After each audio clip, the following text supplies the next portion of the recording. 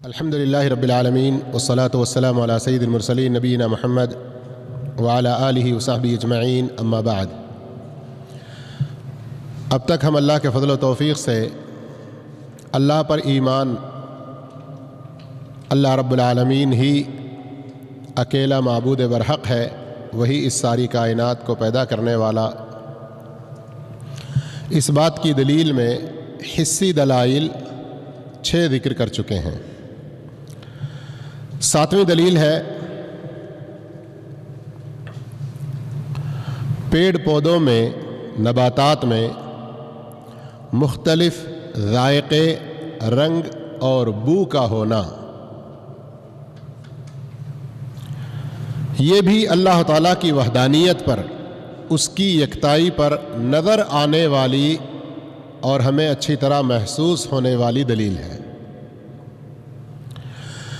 جب پانی آسمان سے نازل ہوتا ہے تو اس کا کوئی رنگ ہوتا ہے؟ ہاں، کیا ہوا؟ جواب کیوں نہیں دے رہے ہیں آپ لوگ؟ اس کی کوئی بو ہوتی ہے؟ اس کا کوئی ذائقہ ہوتا ہے؟ پانی آسمان سے جب گرتا ہے تو اس کا کوئی رنگ نہیں، اس کی کوئی بو نہیں، اس کا کوئی ذائقہ نہیں۔ جب وہ زمین پر برس جائے اور پھر اس زمین سے پیڑ پودے اگنے لگیں تب ہم دیکھتے ہیں رنگ برنگ کے پیڑ پودے، پھول پتیاں، الگ الگ ذائقے کے پیڑ پودے، پھول پتیاں اور مختلف قسم کے خوشبوؤں میں بھی الگ الگ اس کے بو ہوتے ہیں۔ کوئی ذائقے میں میٹھا ہے تو کوئی کھٹا تو کوئی کڑوا، کسی کا رنگ سبز، کسی کا پیلا اور کسی کا کالا مختلف ہوا کرتے ہیں۔ جبکہ جس پانی سے یہ سب پیدا ہوئے ہیں وہ پانی جو اترا ہے اس میں کوئی رنگ و بو ذائقہ نہیں ہے، بلکہ تعجب تو اس وقت ہوتا ہے ایک ہی شکل کا یا ایک ہی قسم کا پھل ہے، الگ الگ رنگ میں ہے۔ کیا مثال دے سکتے ہیں آپ لوگ؟ سیب ہے، انگور ہے نا؟ سیب میں ہلکا سا لال، ایک دم گہرا لال بھی ہے، ہرا ہے، پیلا بھی ہے۔ اسی طرح سے انگور میں دیکھ لیں، پیلے ہیں اور کالے ہیں، اس میں الگ الگ رنگ، اور اسی طرح پھر شکل میں بھی فرق ہو جاتے ہیں۔ انگور ہی لے لیں، کچھ لمبے ٹائپ کے ہوتے ہیں اور کچھ بالکل گول دائرے جیسے ہوتے ہیں۔ انگوروں کے بارے میں کہ ان کی جو پیداوار ہے، کچھ انگور ایسے ہیں جن کے لیے چھپر ڈالنے پڑتے ہیں اور کچھ ایسے ہیں جن کو جو بغیر چھپر کے ہی ہوتے ہیں۔ اس طرح سے پھر ایک ہی قسم کا پھل شکل میں، رنگ میں الگ الگ جہاں پر ہے تو ذائقے میں بھی الگ، کسی میں کھٹا پن زیادہ ہوتا ہے، انگور کھٹے بھی ہوتے ہیں نا، اور میٹھے بھی ہوتے ہیں، اور ان کے درمیان میں کھٹ میٹ بھی ہوتا ہے۔ تو غور کیجئے، یہی مثال کھجور پر بھی فٹ ہو سکتی ہے کہ بعض دفعہ وہ کھجور جو پک گئی وہ زیادہ میٹھی ہوتی ہے بنسبت ابھی جو بسر یا رطب کی شکل میں ہو۔ منگل کے درس میں سن چکے ہیں نا، بسر، رطب، فوٹوز کے ذریعے بھی اس کو یوٹیوب پر درس ڈالا گیا اور سمجھانے کی کوشش کی گئی۔ اچھا، بعض دفعہ الٹ ہوتا ہے، بسر کھجور ایک ایسی ٹائپ کی بھی آتی ہے، اتنا میٹھا ایسا لگتا ہے کہ شاید ڈبل شکر ڈال کے لائے ہیں کیا۔ جی ہاں، بسر جو دیکھنے میں وہ ہرے پیلے کے درمیان، لیکن کافی میٹھا ہوتا ہے. اس کے مقابلے میں کچھ جو پوری طرح سے پکے ہوئے ہیں اتنے میٹھے نہیں نظر آتے. اور پھر کھجور میں دیکھیں تو اس میں بھی شکل میں کوئی بہت زیادہ لمبے ہوتے ہیں، کوئی کم ہوتے ہیں، کسی میں گھٹلی بہت بڑی ہوتی ہے، کسی میں گھٹلی بہت چھوٹی سی ہوتی ہے، اور پھر ان کے رنگ میں بھی بڑے فرق ہوتے ہیں. تو سوال یہی پیدا ہوتا ہے کہ ایک پانی برس رہا ہے جس کا کوئی رنگ نہیں، جس کا کوئی ذائقہ نہیں، جس کی کوئی بو نہیں، اس سے اتنی قسم کے رنگ اور بو اور ذائقے والے پھل فروٹ، سبزیاں اور دوسرے جو پیڑ پودے پیدا ہو رہے ہیں، ان سب کو پیدا کرنے والی کوئی ذات ضرور ہے. کون ہے وہ؟ صرف اور صرف اللہ تعالیٰ ہے. اللہ رب العالمین نے سورہ اعلیٰ وتر کی 3 رکعتوں میں سے پہلی رکعت میں جس کی تلاوت ہوتی ہے، جمعہ اور عیدین کی پہلی رکعت میں جس کی تلاوت مسنون ہے، سورہ اعلیٰ میں اللہ نے فرمایا والذی قدر فہدی والذی اخرج المرعى فجعلہ غثاء احوا. وہی اللہ ہے جس نے ٹھیک ٹھیک اندازہ کیا اور ہر ایک کو اس کی ضرورت کے مطابق راہ دکھائی. اور وہی اللہ ہے جس نے تازہ گھاس پیدا کیا اور پھر اس کو سکھا کر بالکل کالا بھی کر دیا. تو اس طرح سے نباتات میں، سبزیوں میں، پیڑ پودوں میں، پھل فروٹ میں ایک پانی سے پیدا ہونے والے مختلف شکل اور مختلف رنگ و بو والے، یہ بھی ہمیں اللہ کی یکتائی کی دعوت دیتے ہیں. اور یہ دلیل ہے کہ وہ اللہ جو ان سب کو الگ الگ شکل میں، الگ الگ رنگ میں، الگ الگ بو، الگ الگ ذائقے میں پیدا کیا، وہی ایک اللہ ہماری عبادتوں کا حقدار ہے. ہمارا جو سلسلہ چل رہا ہے، اصل جو مین ٹاپک ہے رمضان کا وہ ہے ارکان ایمان، ہے نا؟ یاد ہے نا آپ لوگوں کو؟ اس میں ذیلی عنوان جو شروع ہوا اللہ پر ایمان، پھر اس میں ایک اور پارٹ حصہ بنا کہ اللہ پر ایمان کے دلائل. اللہ پر ایمان کے دلائل میں عقلی دلیلیں اور حسی دلیلیں. تو حسی دلیلوں میں اب تک الحمدللہ 7 دلیلیں ہم سن چکے ہیں. آج اور ابھی ہم آخری اور 8ویں دلیل ہمارے سبق میں زبانوں کا اختلاف.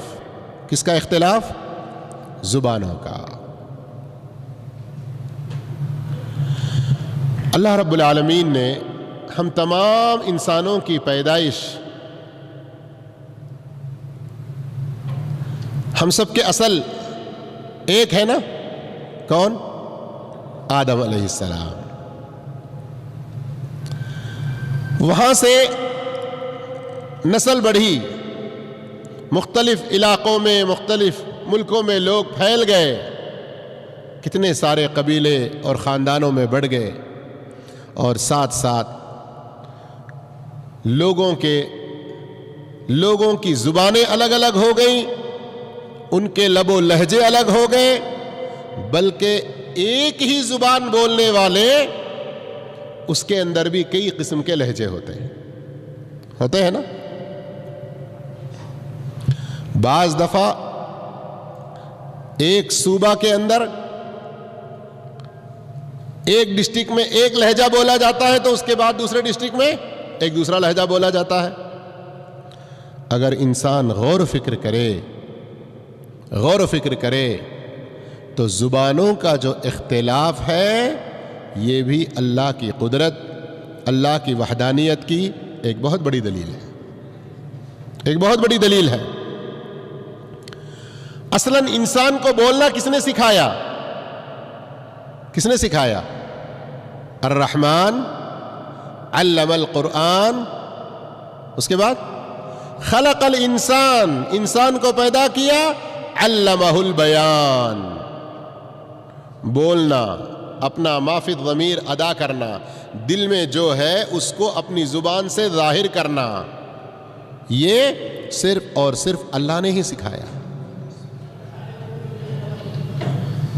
الم نجعل لہ عینین ولسانا وشفتین، کیا ہم نے انسان کو پیدا کر کے اسے 2 آنکھیں نہیں دیں، زبان نہیں دی، ہونٹ نہیں دیے؟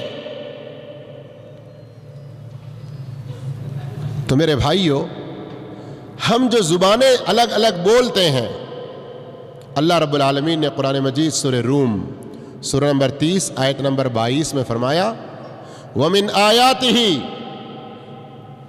خلق السماوات والارض واختلاف السنتکم والوانکم ان فی ذلک لآیات للعالمین۔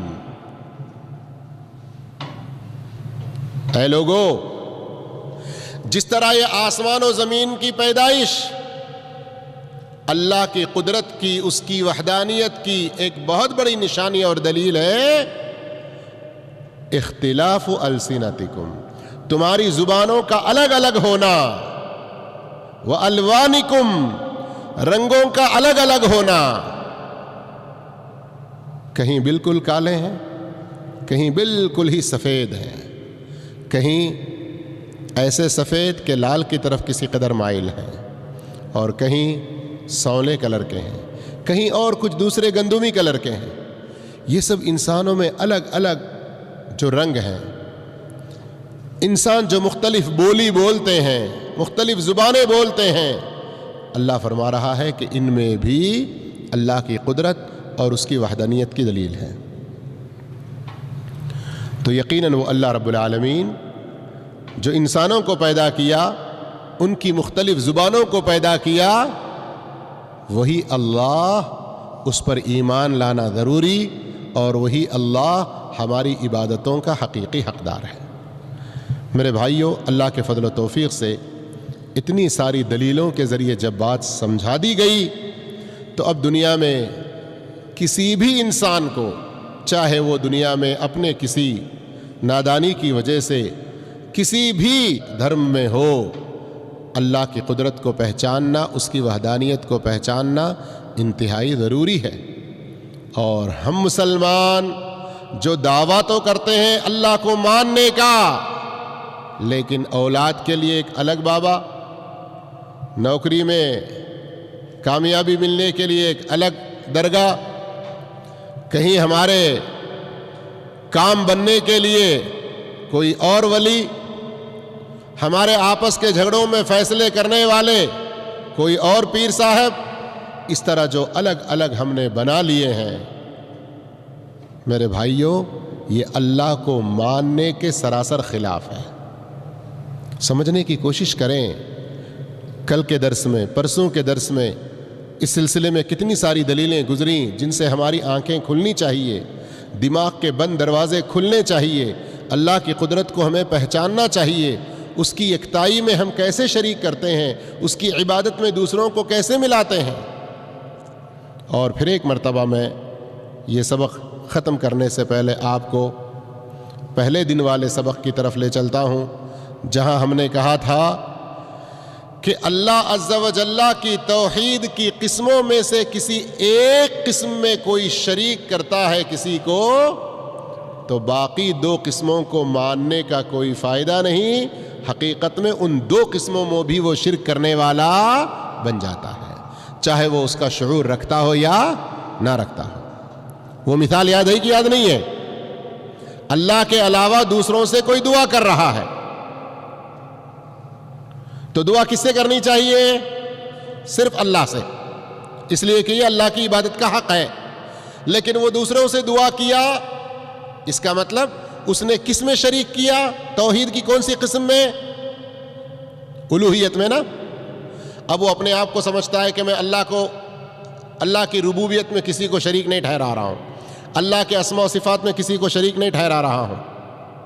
اس نے الوہیت میں شریک کیا، تو حقیقت میں اس نے ربوبیت اور اسماء و صفات میں بھی شریک کیا۔ کیسے؟ اللہ کے علاوہ جس کو پکار رہا ہے، جس سے دعا کر رہا ہے، کیا وہ اس کی دعا کو سنتا ہے؟ افانت تسمع من فی القبور، اللہ قرآن میں چیلنج کر رہا ہے، جو قبروں میں دفن ہو چکے ہیں کیا تم ان کو سنا سکتے ہو؟ اور اسی طرح سے سورہ نور کی آیت بھی پڑھ لیں، تمہارا اگر تھوڑی دیر کے لیے غلط یہ دعویٰ ہو، یہ شیطان نے کسی طرح سے بہکا دیا ہو کہ سن رہے ہیں، وَلَوْ سَمِعُوا مَا اسْتَجَابُوا لَكُمْ، اللہ چیلنج کر کے کہہ رہا ہے کہ وہ قیامت تک تمہاری بات کا جواب ہی نہیں دے سکتے۔ سورہ احقاف کے شروع میں بھی یہ بیان فرمایا۔ تو اب سنتا ہے، سمجھ کر وہ پکار رہا ہے، اور اس طرح دور و نزدیک کی سننے والا صرف کون ہے؟ اللہ اکیلا ہے۔ تو گویا اسماء و صفات میں بھی اس نے شریک کر دیا۔ جب وہ کسی دوسرے سے دعا کر رہا ہے تو کیا عقیدہ رکھتا ہے کہ میں جو مانگ رہا ہوں وہ دے گا؟ دینا کس کی صفت؟ اللہ کی، اور دینا کس میں داخل ہوتا ہے؟ ربوبیت میں۔ تو گویا اس نے ربوبیت میں بھی شریک کیا۔ آئی سمجھ میں بات؟ یہ بہت اہم مسئلہ ہے، اس لیے اس پر بہت توجہ دے رہا ہوں میں، اور بار بار دہرا کے الگ الگ انداز میں سمجھا کے بتانے کی کوشش کر رہا ہوں۔ ورنہ میرے بھائیوں، ہماری کتنی نمازیں ہوں، کتنے صدقہ خیرات ہوں، ماں باپ کی خدمت اور دوسرے دنیا بھر کی نیکیاں ہمارے پاس ہوں، شرک سے اگر ہم پاک نہیں ہوئے تو یہ ساری کی ساری نیکیاں بھی برباد ہو جائیں گی، جیسا کہ سورہ انعام کی آیت 86 اور سورہ زمر کی آیتیں 50 کے بعد سے جو اللہ رب العالمین نے بیان فرمایا ہے، بڑی واضح اس کے اندر ہے۔ یہاں تک اللہ پر ایمان کے دلائل کا ذکر پورا ہوا۔ اب آئیے ارکان ایمان میں دوسرا سبق۔ ارکان ایمان کتنے ہیں؟ 6۔ پہلا اللہ پر ایمان، اس کے بارے میں سن چکے ہیں۔ دوسرا ہے فرشتوں پر ایمان لانا۔ دوسرا کیا ہے؟ فرشتوں پر ایمان لانا۔ فرشتوں پر ایمان لانے میں اب یہاں پر بھی ذرا بات کو ہم ٹو دا پوائنٹ، ایک ایک ذیلی چھوٹے چھوٹے عنوان کی شکل میں سمجھنے کی کوشش کریں گے۔ جیسا اللہ پر ایمان کو سمجھا نا، اللہ پر ایمان میں کیا چیزیں شامل ہیں؟ 4 وہ باتیں آ گئی نا، اس کا وجود، ربوبیت، الوہیت، اسماء و صفات۔ پھر اللہ پر ایمان کے فائدے بھی ہم نے سنے، اور کیا سنا؟ اللہ پر ایمان کے دلائل۔ دلیلیں 2 قسم کی تھیں، عقلی اور حسی۔ عقلی دلیل میں تو 2 باتیں تھیں، اور حسی دلائل میں 8 قسم کی دلیلیں آپ کے سامنے بیان کی گئیں۔ اب اسی طرح سے ہم فرشتوں پر ایمان لانا، اس کو ہم 3 حصوں میں تقسیم کریں گے۔ فرشتوں پر ایمان لانے کا مفہوم کیا ہے اور اس سے متعلقہ چیزیں کیا ہیں، دوسرا فرشتوں کے اپنے وجود کے بارے میں، اور تیسرے فرشتوں اور انسانوں کے درمیان کے تعلقات کے بارے میں۔ تو پہلی بات، فرشتوں پر ایمان لانا، اس کا مطلب کیا ہے؟ اس کے اندر پھر کئی چیزیں ہوں گی۔ اس میں پہلی چیز، فرشتے کہتے کس کو ہیں؟ کہ فرشتے ایک غیبی دنیا سے تعلق رکھتے ہیں۔ غیبی دنیا سے تعلق رکھتے ہیں کیا مطلب؟ کہ ہماری آنکھوں کو نظر نہیں آتے، ہم انہیں دیکھ نہیں سکتے۔ اللہ نے ان کو نور سے پیدا کیا ہے۔ اللہ نے ان کو نور سے پیدا کیا۔ نور سے کون پیدا ہوئے؟ کون پیدا ہوئے؟ فرشتے پیدا ہوئے۔ کوئی نبی بھی نور سے پیدا ہوا؟ ہاں، مضبوط ایمان ہے نا؟ انشاءاللہ پھر آگے انشاءاللہ کبھی بات آئے گی تو پلٹ نہیں جانا۔ پھر اللہ نے فرشتوں کو کس سے پیدا کیا؟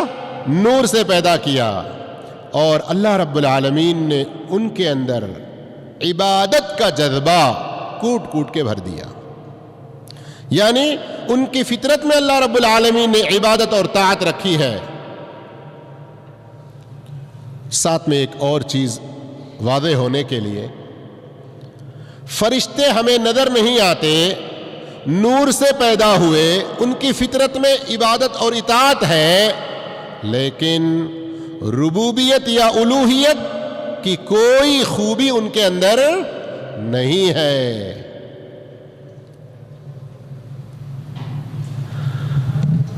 نہ وہ پیدا کر سکتے ہیں، نہ وہ روزی دے سکتے ہیں،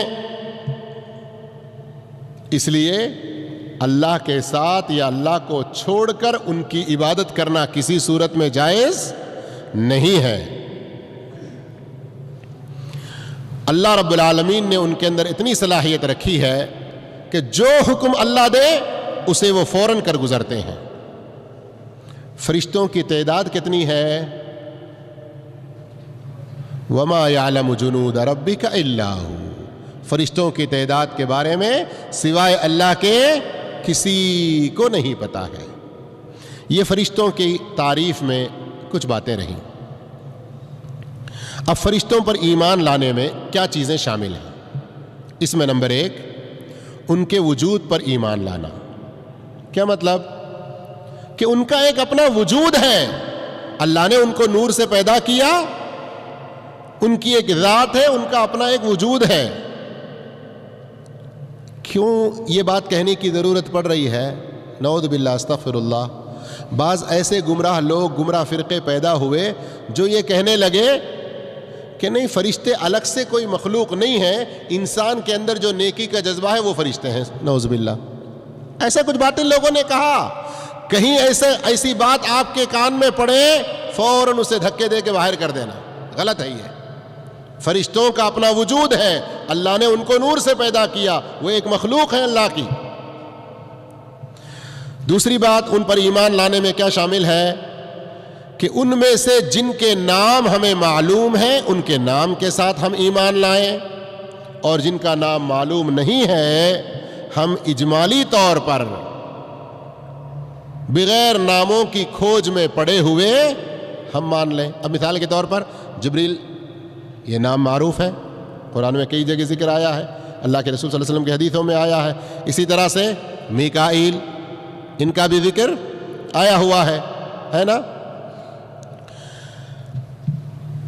تیسری بات، فرشتوں کی جن صفات کا ہمیں علم ہو جائے ہم ان کو ان کی صفات کے ساتھ میں مانیں، اور جن کی صفات کا کوئی علم نہ ہو ہم اجمالی طور پر ان پر ایمان لائیں۔ اب جیسے فرشتوں میں جبریل علیہ السلام ایک جلیل القدر فرشتے ہیں، اللہ رب العالمین نے ان کے بارے میں مختلف موقعوں پر کچھ حقائق بیان کیے ہیں۔ مثال کے طور پر رسول اللہ صلی اللہ علیہ وسلم نے ایک موقع پر ان کو ان کی اصلی شکل میں دیکھا، جس شکل میں اللہ نے انہیں پیدا کیا۔ تو کتنے پر تھے ان کے؟ 600 پر ان کے تھے، جو پوری طرح اس افق کو، یعنی اب وہ ایسے چھا گئے کہ آسمان دکھائی نہیں دے رہا، اس قدر وسیع۔ اللہ اکبر۔ ان کی صفات میں سے مثال کے طور پر قرآن مجید میں اللہ رب العالمین نے سورہ مریم آیت نمبر 17 میں فرمایا کہ جب اللہ نے جبریل امین کو مریم علیہ السلام کے پاس عیسیٰ علیہ السلام کی خوشخبری دینے کے لیے بھیجا تو ایک انسانی صورت میں آئے تھے، فَتَمَثَّلَ لَهَا بَشَرًا سَوِيًّا۔ اسی طرح صحیح مسلم میں ہے کہ اللہ کے رسول صلی اللہ علیہ وسلم صحابہ کے درمیان میں بیٹھے ہوئے تھے کہ جبریل امین ایک آدمی کی شکل میں آئے۔ کیا کہتے ہیں رضی اللہ عنہ؟ ایک آدمی سفید کپڑوں میں، بالکل کالے بالوں والا، اس پر سفر کا کوئی اثر نہیں، نہ ہم میں سے کوئی ان کو پہچانتا، نہ وہ کسی کو پہچانتا۔ آئے اللہ کے رسول صلی اللہ علیہ وسلم کے گھٹنوں سے اپنے گھٹنے ملا کر ایک دم ادب کے ساتھ بیٹھ گئے اور کچھ سوال کرنے لگے۔ کیا سوال کیے؟ اسلام، ایمان، احسان، ان تینوں کے بارے میں سوال کیا۔ تینوں کا جواب اللہ کے رسول نے دے دیا۔ قیامت کے بارے میں پوچھا تو فرمایا مجھے اس کا علم نہیں۔ قیامت کی نشانیوں کے بارے میں پوچھا تو اللہ کے رسول صلی اللہ علیہ وسلم نے نشانیاں بتلا دیں۔ تب اسلام کیا ہے، ایمان کیا ہے، احسان کیا ہے، قیامت کی کیا نشانیاں، یہ کل آپ جان کر آئیے انشاءاللہ۔ دیکھتے ہیں اگر یہاں کوئی انعام لائے گا تو انعام بھی آپ لوگوں کو دے دیں گے، اور جواب جو تیار کر کے آئیں گے انشاءاللہ ان کو خوشخبری ملے گی۔ تو وہاں اس موقع پر جبریل امین کس شکل میں آئے؟